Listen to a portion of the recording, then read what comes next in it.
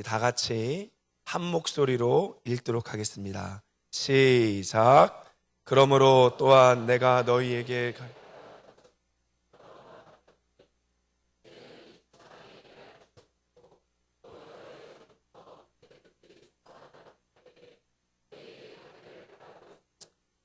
이는 지나가는 길에 너희를 보고 먼저 너희와 너희가 아멘. 우리 함께 옆에 사람과 이렇게 인사하겠습니다. 하나님 나라가 이곳에 임하였습니다. 하나님이 우리를 통치하십니다. 아멘. 1866년 7월 미국 상선 제너럴 셔머너가 대동강에서 소실되었을 때 그 후부터 조선에는 개화의 움직임이 일어나기 시작하였습니다. 세 가지로 나눠볼 수 있습니다. 서양의 문물과 제도와 사상과 학문을 받아들이자라고 주장한 급진 개화파가 있었습니다. 그리고 두 번째는 서양의 문물과 사상과 제도를 받지 말자라고 주장한 위정 척삭파가 있었습니다. 그리고 세 번째는 서양의 문물은 받아들이되 정신은 받지 말자라고 주장한 온건한 개화파, 동도 서기파가 있었습니다. 이 온건한 개화파에서 김홍집이라는 사람이 고종 18년에 일본을 통하여 우리가 서양 문물을 배우자라고 주장하였습니다. 그리하여 여러분 잘 아시는 과거의 신사유람단, 오늘날로 치면 조사시찰단을 꾸려 일본으로 가게 됩니다. 이때 약 2차 조사시찰단의 수행비서로 이수정이라는 사람이 함께 따라가게 됩니다. 거기서 일본 최고의 농학학자 치다센 율전 박사를 만납니다. 이 율전 박사는 예수님을 믿는 사람이었는데 그의 성품이 너무나 아름다워 이수정은 거기서 예수님을 영접하게 됩니다. 그리고 미국 선교사 존 낙스에 의하여 일본에서 세례를 받으며 신약 성경 마가복음을 번역하게 됩니다. 그러면서 미국 본부에다가 한 통의 편지를 이수정이라는 사람이 쓰게 됩니다. 제가 그 선교 편지를 읽어드리도록 하겠습니다. 우리 조국에는 수많은 백성들이 아직 하나님의 길을 모르고 있으며 이방인으로 살고 있습니다. 이 복음이 전파되는 시대에 우리나라는 불행히도 눈에 띄지 않는 지구촌의 한 구석에 위치하고 있어 기독교의 축복을 아직 누리고 있지 못합니다. 그러므로 나는 복음이 확장될 수 있도록 성경을 한글로 번역하고 있습니다. 이 일이 성공할 수 있도록 나는 밤낮으로 기도하고 있습니다. 미국은 기독교 국가로 우리에게 알려져 있습니다. 그러나 만일 여러분이 우리에게 복음을 전하지 않는다면 나는 다른 민족들이 선교사를 보낼 것이라고 확실합니다. 그리고 만일 그렇게 되면 주의 뜻과는 일치하지 않는 가르침임을 우려하는 바입니다. 저는 별로 영향력이 없는 사람이지만 여러분들이 보내는 선교사를 돕기 위해 최대한 노력하겠습니다. 이 선교 편지가 미국 선교 잡지에 실리자 수많은 청년들이 이 글을 보고 애통하며 대한민국 선교에 헌신하기 시작합니다. 1885년 4월 5일 미국의 장로교 선교사 언더우드와 감리교 선교사 아펜젤러가 제물포항에 입국하게 됩니다. 이때 그들이 들고 있었던 것은 바로 이수정이 번역한 마가복음을 가지고 온 것입니다. 여러분, 선교 역사상 어느 나라도 선교사가 오기 전에 성경을 번역한 나라는 없습니다. 그리고 먼저 선교사를 요청한 나라도 없습니다. 하나님께서 이 대한민국에 선교의 특별한 섭리를 주셨으며 우리 가운데 선교의 DNA를 불어넣은 줄 믿습니다. 여러분, 오늘 로마서는 바로 이수정이 미국에 보내는 선교 편지와 같이 바로 바울이 로마에 보내는 선교 편지입니다. 그런데 많은 사람들은 이 선교 편지를 이해하기 전에 단순히 로마서를 복음 중에 복음, 기독교의 핵심 진리 정도로만 알고 있다는 것이죠. 틀린 말은 아닙니다. 여러분, 교회사 가운데 약 4세기경에는 알코올 중독자였던 어거스틴이 로마서를 읽고 변화가 되었습니다. 16세기 넘어가면 바로 종교개혁자 마틴 루터가 로마서를 통해 종교 개혁을 일으켰습니다. 18세기로 넘어가면 존 웨슬리가 로마서를 통해 경건주의 운동을 일으켰습니다. 그리고 20세기로 넘어가면 이성이 지배하고 있을 때 바로 칼바르트가 초월적 하나님을 로마서를 통해 입증하였습니다. 이처럼 로마서는 무시무시한 책이고 분명히 기독교의 핵심 진리를 담고 있지만 분명한 사실은 바울이 로마 교회에 보내는 편지라는 사실입니다. 이것을 다른 말로 따라합시다. 상황서신. 그렇기 때문에 우리는 로마서를 복음으로 만나기 전에 어떠한 맥락 가운데 로마서가 쓰여졌고 왜 로마서가 기록되어 있는지를 먼저 알아야 하는 것입니다. 그곳에 살아계신 하나님의 음성이 있는 것입니다. 사도 바울이 3차 전도 여행, 예루살렘을 중심으로 전도 여행이 끝나갈 무렵 그는 고린도에서 전도자들을 아주 잘 섬기고 접대하는 가이오의 집에 머물게 됩니다. 그러면서 로마서를 씁니다. 참으로 재밌는 것은 16장에 가면 로마서를 더디오라는 인물이 대피를 합니다. 왜 그럴까요? 학자들은 사도 바울이 눈이 좋지 않아 이제 고령의 나이가 되었기 때문에 글씨를 쓸 수 없어 더디오가 대필했다라고 말하고 있는 것입니다. 그러면서 이 로마서를 더디오가 전달하는 것이 아니라 겐그리아 교회에 있는 아주 신실한 여자 집사님인 베베란 사람이 이 로마서를 가지고 로마 교회로 갑니다. 너무나 재미있는 것은 로마 교회는 일반 교회와 다릅니다. 일반 교회들은 예를 들면 빌립보 교회, 갈라디아 교회 이렇게 있지만 로마 교회는 약 3개에서 5개로 나눠진 가정교회를 가지고 있습니다. 그래서 이 로마 편지를 가지고 가정교회들이 돌려볼 수 있도록 쓴 것이 바로 로마서입니다. 이제 오늘 본론으로 들어가서 그렇다면 왜 로마서가 쓰여졌을까요? 함께 이 말씀을 통하여 오늘 우리 가운데 주시는 주님의 감동을 받을 수 있길 축원합니다. 첫 번째, 로마서가 기록된 목적입니다. 우리 한번 같이 스크린 보고 읽도록 하겠습니다. 시작. 오늘 말씀 15장 23절, 24절 말씀을 다시 한번 읽어보도록 하겠습니다. 15장 23절, 24절 시작.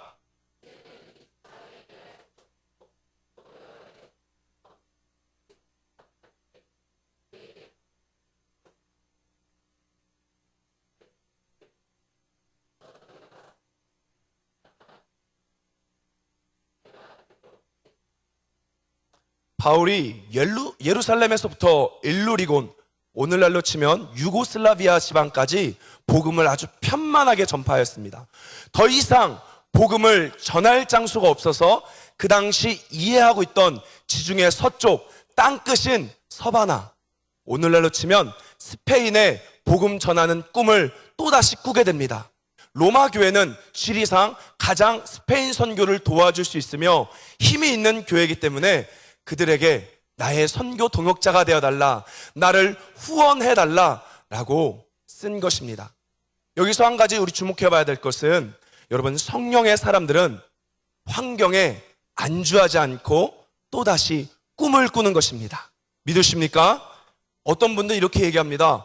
야, 그것도 젊었을 때야 가능하지, 나이 먹었는데 어떻게 꿈을 꿔? 라고 말할지 모르지만 오늘 본문의 바울은 나이가 50세였습니다. 그 당시 기대 수명으로 비춰본다라고 하면 오늘날 최소 60에서 70 나이가 또다시 선교의 꿈을 꾼 것입니다. 오늘날 여러분 보면요, 실제로 하나님의 사람들은 나이와 상관없이 또다시 꿈을 꿉니다. 과란이를 향한 하나님의 눈물이라는 책을 쓰신 이광보 선교사님이 계십니다. 이분은 아르헨티나 접경에 있는 과란이라는 부족에 에스더처럼 죽으면 죽으리다 마음을 가지고 선교로 헌신한 분이십니다. 그런데 이분이요, 60에 목사 안수를 받았습니다.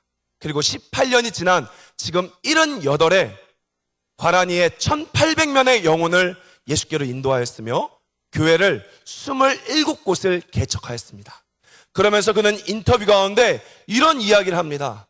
저는 남아있는 10,000명의 부족 사람들을 구원하기 위하여 또다시 기도센터의 꿈을 꾸고 있습니다. 저를 협력해 주세요 라고 말했다라는 것이죠. 78의 선교사님이 또다시 꿈을 꾸는 것입니다. 따라합시다. 하나님의 일에는 은퇴가 없습니다. 아멘. 우리는 계속해서 성령이 임하면 아버지, 자녀, 늙은이까지 꿈을 꾸게 될 줄 믿습니다. 여기서 우리가 한 가지 더 생각해 봐야 될 것은 바울이 이렇게 꿈을 꾸고 로마 교회를 향하여 도와달라고 말했지만 문제가 발생합니다. 어떤 문제가 발생할까요? 바울은 그동안 복음을 증거할 때마다 바울의 복음을 왜곡시키며 변질시키며 오해했던 안티 그룹이 있습니다. 여러분, 이 사실 기억해야 합니다. 아무리 신실할지라도 미워하는 사람들이 있다 없다? 있다. 여러분 교회에서 열심히 할지라도 싫어하는 교인 있다 없다? 있다. 그러면 되는 거예요. 예수님도 말씀했잖아요. 세상이 너희를 미워하는 게 정상이다. 상처받을 필요 있습니까? 없습니까? 없는 거예요. 미움받는 거 당연한 것입니다. 그래서 바울을 쫓아다니며 바울이 개척한 교회를 따라가서 바울 그거 가짜야. 바울 사도 아니야. 바울 복음 가짜 복음이야. 그는 율법 지키지 않아도 구원받는다는 헛소리 외치고 있어. 이런 사람들이 있었다는 것이죠. 실제로 여러분 사도행전 18장 13절에 보면 내용이 나옵니다. 우리 한번 사도행전 18장 13절을 읽겠습니다. 시작.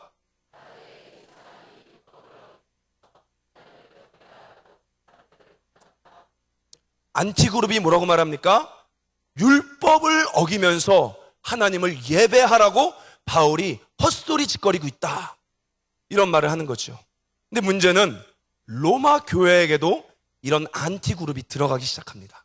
그래서 바울이 자신의 동역자가 되기 위해서는 먼저 그 전에 내가 이해하고 있는 복음이 정확한 복음이다. 자신이 이해하고 있는 복음을 변증할 필요가 있었다라는 것이죠.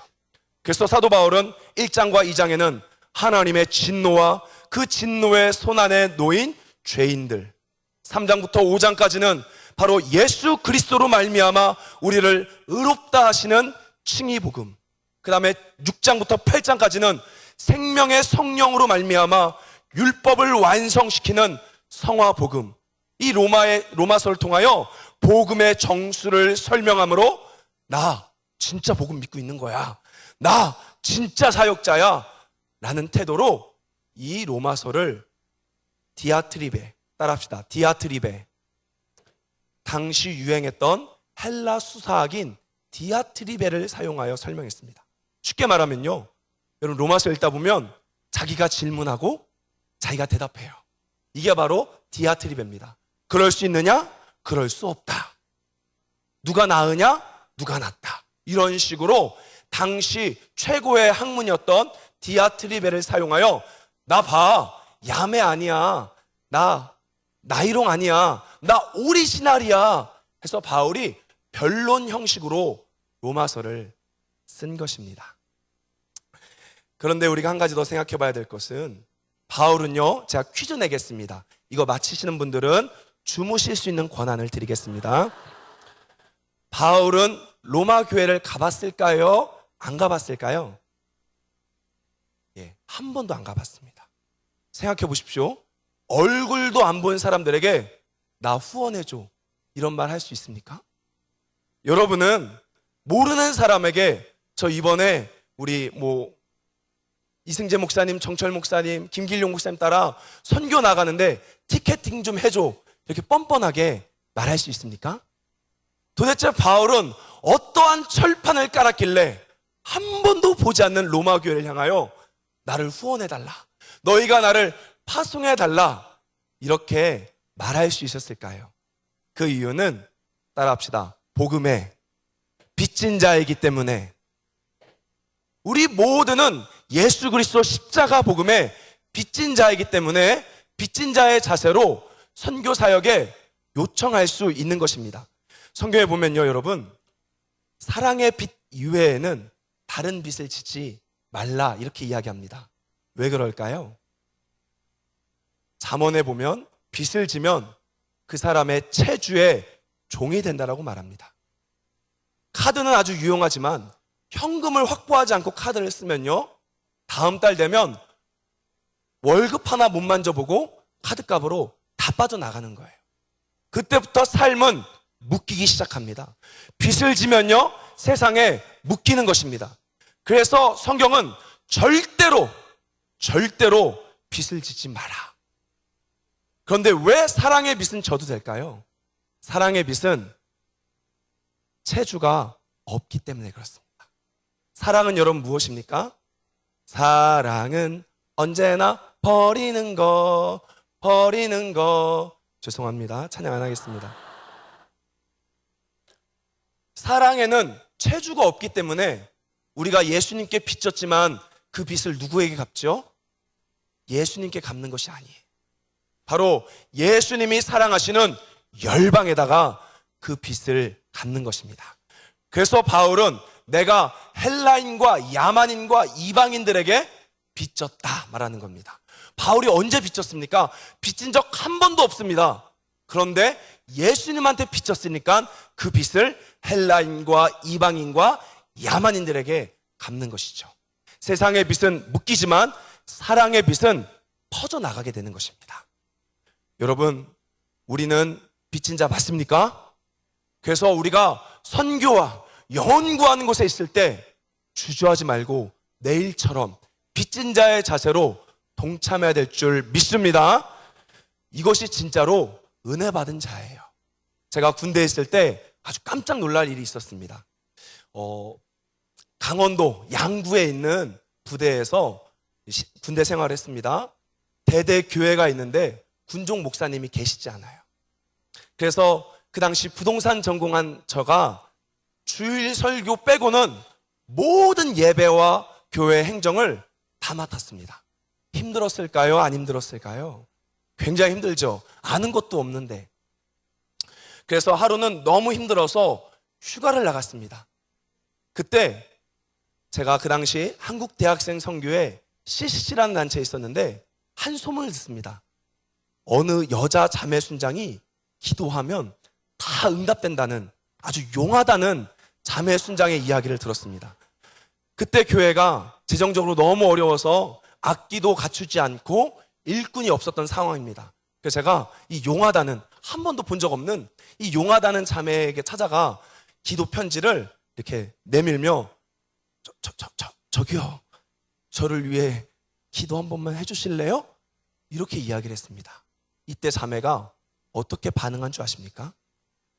두 손으로 공손히 받으며 기도 선물 주셔서 감사합니다. 이 자매가 예의 바르게 그렇게 이야기하고 한 번도 본 적 없는데요. 대학생들 돈이 어디 있겠습니까? 매달 10,000원씩 저에게 열린교회, 그 당시 군교회에 후원을 한 것입니다. 2달이 지났을 때 재밌는 일이 벌어집니다. 바깥에서 아주 드럼을 멋있게 쳤던 사람이 하사를 달고 온 거예요. 근데 군대에서 드럼 칠 수 있어요, 없어요? 없지요. 칠 수 있는 장소를 알아보니까 텅텅 빈 교회가 있는 것입니다. 그래서 저에게 찾아와 이렇게 얘기합니다. 내가 여기다가 드럼 하나만 갖다 놓고 치면 안 되겠냐? 대신 주일날은 마음껏 이 드럼 쳐라. 이렇게 말하는 거예요. 그 드럼이 그 당시 400만 원짜리 최고급 펄 드럼을 거기다 갖다 놓은 것입니다.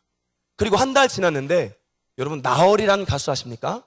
나얼이라는 가수가 천국의 계단 드라마라는 OST를 만들었습니다. 이때 일렉을 작업했던 형제가 들어온 거예요. 제 후임으로. 그러면서 이 시골 교회에 막 마샬 앰프부터 시작하여 풀세션 앰프가 들어오고 찬양팀이 막 갖춰지기 시작한 것입니다. 그러면서 제가 느꼈던 게, 야, 자매가 용하다. 이처럼 여러분, 복음 전하는 곳에, 영혼 구원하는 곳에 요청하면 우리는 주저하지 말고 감사하는 마음으로 동참해야 하는 것입니다. 아멘. 바울은 그 사실을 알았기 때문에 복받은 로마교회요. 은혜가 충만한 로마교회요. 내가 이제 스페인 선교할 건데 나를 위해 후원해달라. 나를 위해 기도해달라. 라고 말한 것입니다. 얼마 전에 여러분, 예수전도단을 대표하는 로렌 커닝햄 목사님이 한국에 들어오셨습니다. 이분이 오셔서 이런 이야기를 합니다. 지금 이제 주님 오실 날이 얼마 남지 않아 이제 선교 완성이 이루어지고 있는데 우리가 보지 못한 미전도 종족이 있습니다. 거기가 어딘 줄 아십니까? 남태평양 섬. 그곳에는 수많은 부족들, 이름도 알지 못하는 수많은 부족들이 있는데 70% 이상이 비행기 타고 들어갈 수 없는 섬입니다. 배가 아니고서는 들어갈 수 없는 장소입니다. 문제는 여러분, 그렇게 낙후된 섬에 사업가가 들어가겠습니까? 기업인이 들어가겠습니까? 아무도 들어가지 않죠. 그들은 아직도 예수님을 모르고 살고 있는 수많은 사람들이 있습니다. 누가 들어갑니까? 그리스도인밖에 없는 거예요. 근데 딱 우리 교회 비전이 뭐죠? 남태평양 선교 통과. 저는 잘 몰랐어요. 여러분, 한번 보십시오. 의정부에 남태평양 선교 외치는 교회 과연 어디 있습니까? 아마 제가 알기로는 대한민국의 남태평양의 이 미전도 종족을 알고 선교센터를 만들어 배를 사서 다니며 전도할 비전을 꿈꾸고 있는 교회 5손가락 안에 들지 않을 것입니다. 아멘. 하나님께서 목사님을 통하여 우리 교회에 엄청난 구원의 역사, 엄청난 비전을 준 줄 믿습니다. 우리는 복음의 빛인 자로 적극적으로 협력해야 되는 것입니다. 따라합시다. 내가 못 나가면 헌금이라도 하자. 아멘. 이건 돈 뺏는 게 아니에요. 복음의 빛인 자로서 당연한 것입니다. 그리고 두 번째로, 이제 두 번째입니다. 로마서가 왜 쓰여졌는지 우리 프리젠테이션 보도록 하겠습니다. 두 번째 이유 함께 읽겠습니다. 시작.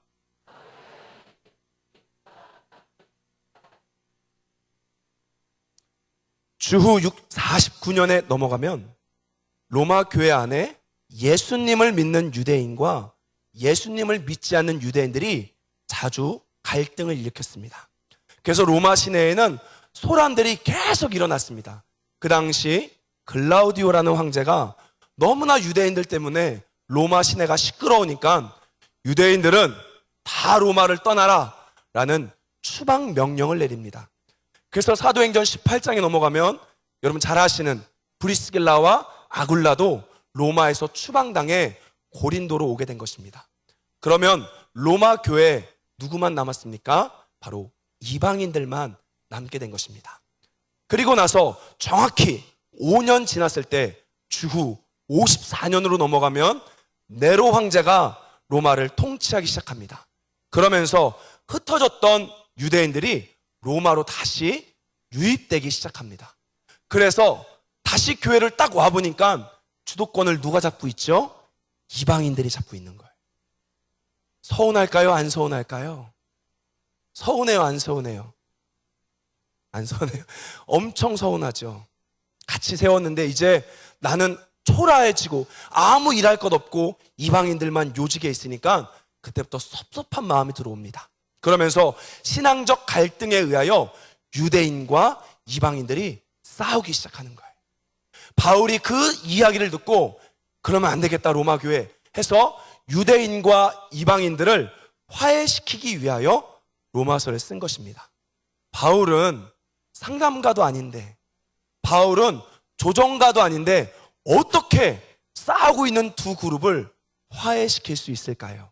그것은 바로 용서의 시작은 복음에서부터 나오기 때문에 그렇습니다.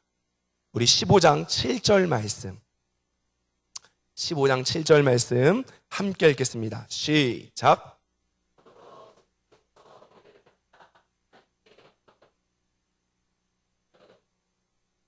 여기서 주목해야 될 것은 우리를 받아라는 말입니다.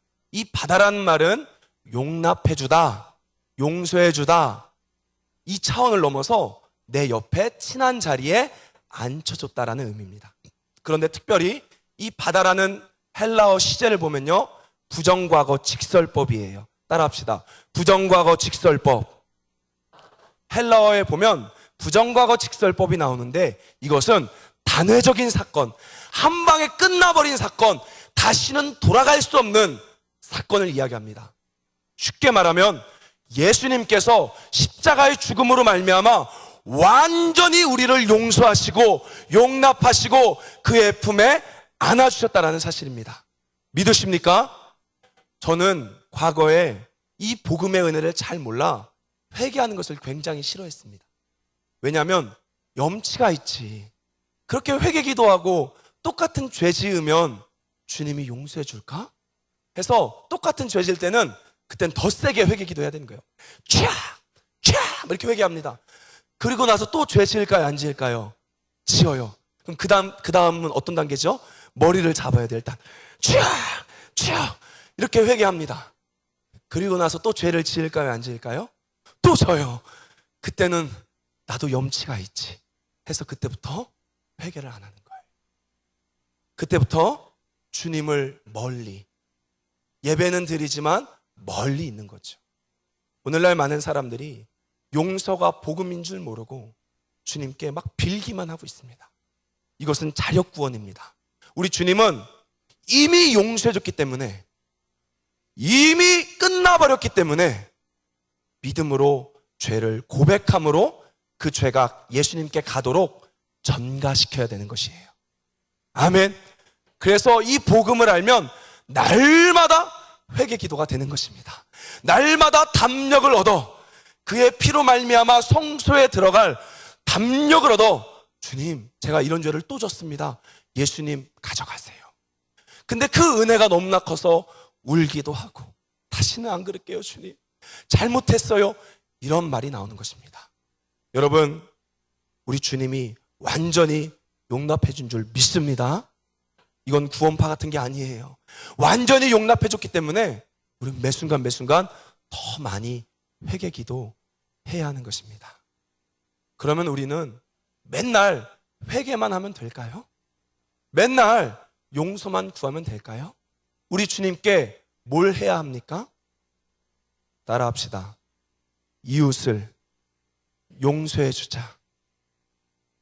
이제 내가 용서받았으니, 내가 완전히 주님 앞에 용서받았으니 내 사랑하는 남편, 내 사랑하는 아내, 내 사랑하는 자녀, 부모님, 목회자들을 우리는 주님의 사랑으로 용서해 줘야 되는 거예요.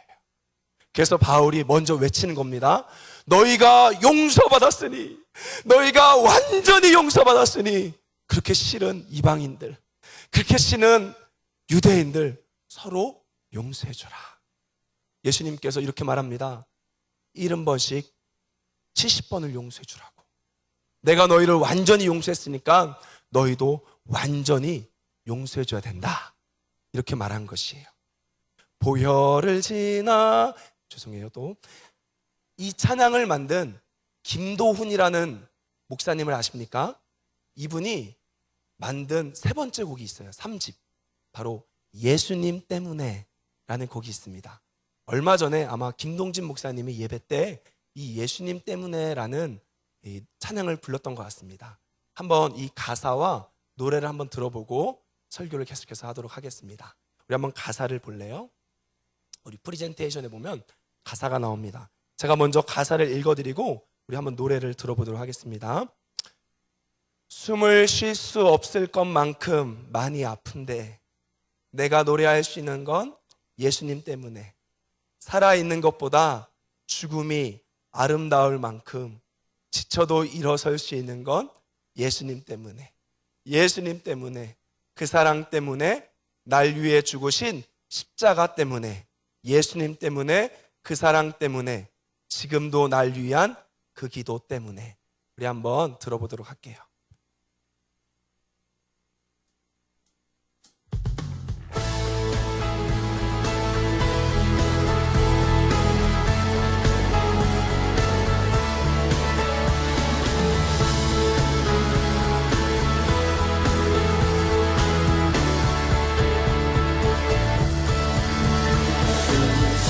없을 만큼 많이 아픈데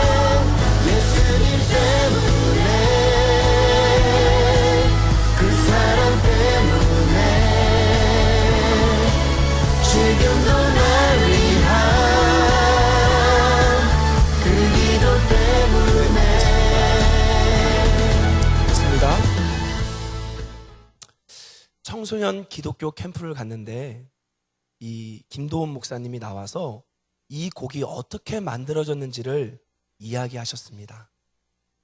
한 사모님이 계셨다라고 합니다. 아이를 3명이나 놓고 열심히 이제 목사님을 도와 목회하는 사모님이에요. 그런데 어느 날 이 목사님만 바라보고 인생을 살아왔는데 너무나 가슴 아프게 이 목사님이 한 성도와 바람이 나서 이 가족을 버리고 나갔다라는 거예요. 사모님이 너무나 힘들고 마음이 너무 아파 이혼하고 죽고 싶은 마음에 죽을 생각을 했었다라고 합니다. 그런데 죽으려고 할 때 갑자기 나도 너의 죄를 위해 네가 죽을 만큼 고통당했어. 나도 너의 죄 때문에 수많은 아픔을 십자가에서 당했단다 라는 그 예수님의 마음이 이 사모님에게 부어졌다는 거예요. 그래서 예수님 때문에 정말로 밉고 예수님 때문에 정말로 죽이고 싶지만 그 사람을 비록 이혼했지만 용서하고 마음속으로 용서하고 오늘도 예수님 때문에 내가 살아갑니다. 예수님 때문에 죽을 만큼 아프지만 내가 노래합니다. 이 고백을 듣고 이 노래가 만들어졌다라고 이야기합니다. 여러분, 숨을 쉴 수 없을 만큼 사람 때문에 아파 보셨습니까? 정말로 살아있는 것보다 죽는 게 아름다울 만큼 고통당해 보셨습니까? 그러나 오늘도 우리 주님은 이야기합니다. 성민아, 너의 죄 때문에 나는 십자가에서 그 모진 고통을 당했단다. 그렇기 때문에 우리는 살 수 있는 거예요. 예수님 때문에 우리는 용서할 수 있는 거예요. 예수님 때문에 우리는 그렇게 술만 먹었던 아버지를 용서할 수 있는 거예요. 예수님 때문에 우리는 그렇게 나를 때렸던 부모님을 용서할 수 있는 거예요. 예수님 때문에 그렇게 나를 배신했던 배우자를 용서할 수 있는 거예요. 예수님 때문에 그렇게 믿었던 나에게 상처 줬던 목사님들을 우리는 용서할 수 있는 거예요. 그래서 바울은 이 십자가의 복음, 이 피 묻은 복음을 가지고 로마 성도들아, 너희가 그 사랑을 받았으니 서로 사랑하자, 서로 사랑하자, 서로 아끼자 해서 로마서가 쓰여진 것입니다. 말씀을 정리하도록 하겠습니다. 사도 바울은 땅끝까지 복음이 전파되면 우리 주 예수님이 오신다라는 그 복음의 불이 타 50이 넘는 나이가 돼도 또다시 꿈을 꿉니다. 그러면서 복음을 아는 로마 교회를 향하여 나의 동역자가 되어줘, 선교에 같이 적극적으로 힘쓰자 라고 외치는 것입니다. 그리고 싸우고 있는 그들을 향하여 우리가 용서받았으니, 우리가 십자가에서 용서받았으니 서로를 사랑하자 라고 바울은 1세기 로마 교회를 향하여 큰 소리로 외치고 있습니다. 이 시간 우리 열방의 교우들 피 묻은 복음을 자랑하며 복음의 은혜에 감격하여 적극적으로 선교에 협력하며 나의 이웃을 사랑으로 용서해 줄 수 있길 예수님의 이름으로 축원합니다. 기도하겠습니다. 오 사랑의 하나님 아버지, 바울이 보낸 로마 편지를 통하여 우리의 영을 깨워주시니 감사합니다. 다시 한번 대한민국의 선교의 촛대를 주셨는데 우리 열방교회가 감당할 수 있도록 성도들을 불러주옵소서, 협력하게 하여 주옵소서. 또한 하나님, 완전히 용서받은 자로서 우리가 값없이 나의 이웃을 풀어줄 수 있는 복된 자들 되게 하여 주옵소서.